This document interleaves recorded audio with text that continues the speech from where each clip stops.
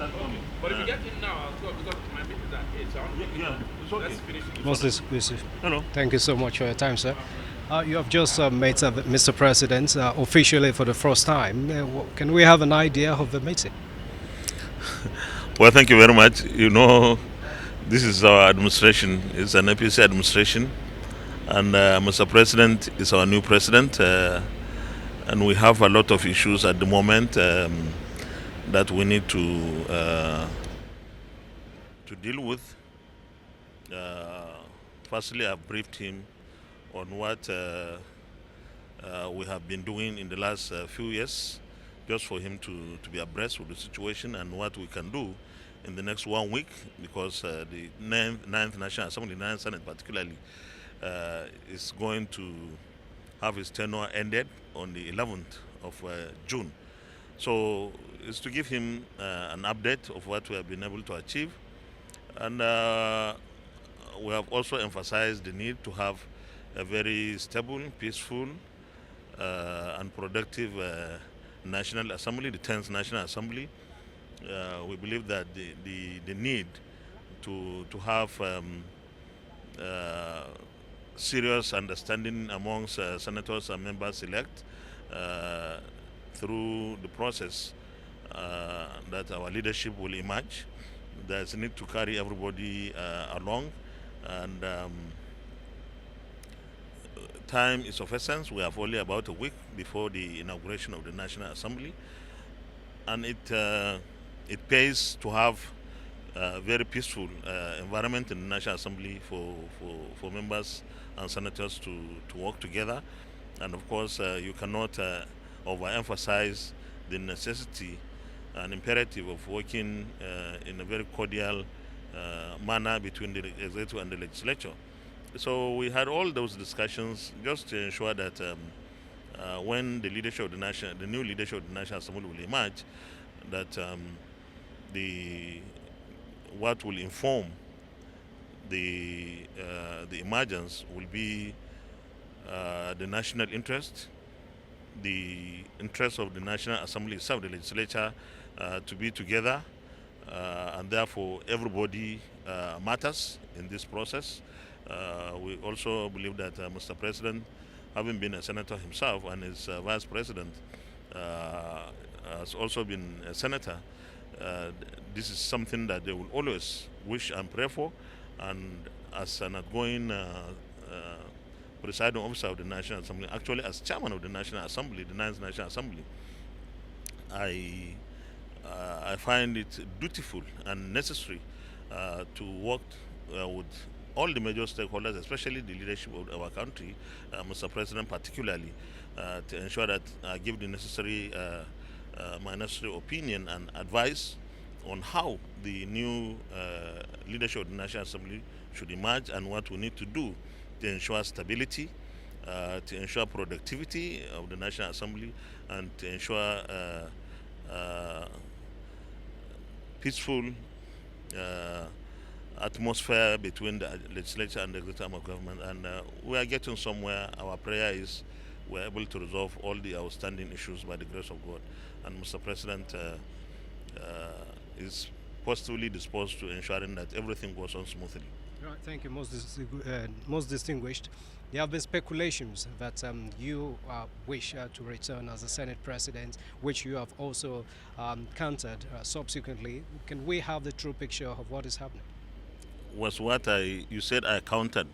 So wasn't that a true picture?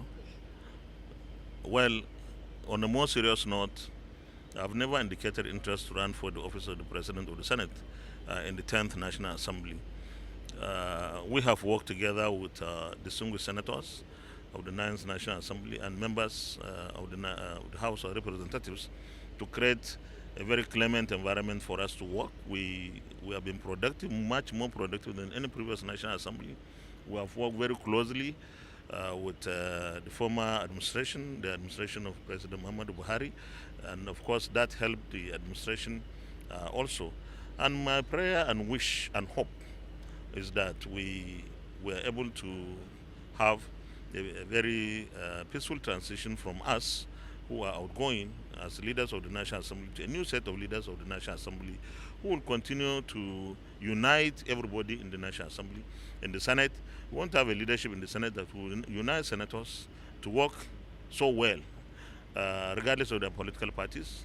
The same thing in the House of Representatives. But the truth is, I've never indicated any interest to run. But I have a responsibility to the Senate, to the National Assembly, having been in the National Assembly for almost 24 years now. And when we have about 70% of our members of the National Assembly, especially in the Senate, who are new, those of us that have been there longer, owe everybody that responsibility to at least help in mentoring those who are new, even if we have no presiding officer or principal officer position. And I don't really wish to be one. I've played my part, and I'm happy that we have played our part. We have made our impact, very positive impact. Well, of course, we had our shortcomings, but I can hold my head high on behalf of all my colleagues in the Senate and indeed in the National Assembly, that this National Assembly has helped in national development in no means measure, because we have succeeded in getting very critical and crucial legislations passed and assented to by the former president. I understand your colleague is going to be made chief of staff. Did you hear that? I'm waiting for the announcement. You are speculating, and you know you are in the media. I'm not. I don't want to speculate. So you never heard anything like that? No, I've heard from you. It can't be from me. Oh, how do you know that I heard somewhere else? Huh? Gloria, So what did you hear? just what you have said. You've heard? Yeah, from you. Well, let me say this. Let me say this. The Speaker of the House of Representatives has been rumored to be the Chief of Staff designate. First of all, I pray that that comes to pass, and if that happens, Mr. President would have made a very wise choice, wise decision. At this moment, you need a Chief of Staff that has very vast experience in the area of legislation, in the area of cooperating with the executive arm of government, which the Speaker spearheaded from the House. And he has a very good network and the support that is required. And when that happens, you know, this administration is going to be administration of the legislators. You have a president who was a senator, a vice president who was, because his senatorship has been vitiated by his oath of office as vice president. And then, of course, Chief of Staff, our potential Chief of Staff or designate Speaker, somebody who has been in the National Assembly for 20 years or so. So this administration should have no difficulty relating with the 10th National Assembly, because everybody has passed through, all of them, they have passed through the National Assembly system, and they know what the sentiments and sensibilities of members of the National Assembly are. And I hope that, in fact, they will take it to the next level, because the National Assembly has been vilified unnecessarily and unfairly for so many things. But for me, I take that calmly whenever we are called names, because everything has a price. You don't perform, you have a name to be called. You perform, they say you are Rabastam, but whichever name, what is crucial is for you to deliver your services in the national interest. And I'm sure the appointment of Speaker as Chief of Staff to Mr. President will be a very welcome idea to many. So I wish my brother very well that he becomes the Chief of Staff, and in advance, I pray for Almighty God to guide him and protect him in his new job. As a gatekeeper, it's not going to be an easy job. Good afternoon,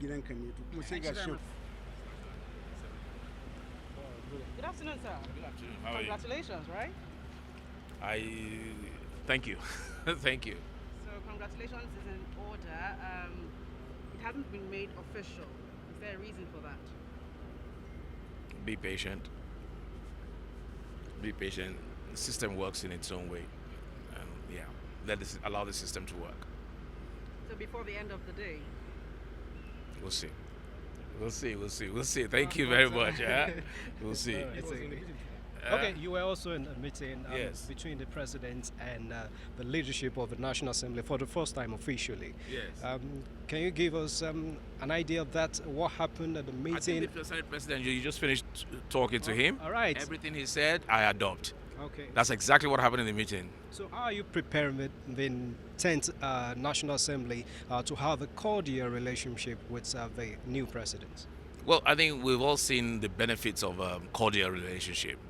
Not necessarily in bed together, but cordial relationship. We've seen the benefits in the last 4 years, unless you don't want to be truthful, and we've seen the other side, where you don't have a cordial relationship, and which one knows for the betterment of Nigeria. I think the 10th Assembly, for the sake of Nigeria and for the sake of constituents, and having seen what happened in the last 4 years and what happened in the last 8 years, will toe that same line. And that does not mean, and it's very important to make that position very clear. A cordial relationship anywhere in the world between the legislature and the executive is supposed to be a symbiotic relationship. You don't have to be in gloves and boxing each other. No, that's not that. There's a saying that when two elephants fight, it's the grass that suffers, and we don't want that for the Nigerian people. We've gone way beyond that. It's all about checks and balances. The legislator will check the executive will check the legislature will check the judiciary. That's the democracy we run, and that's what it's all about. Thank you, right. Yeah. Yes, sir. Thank you very much. And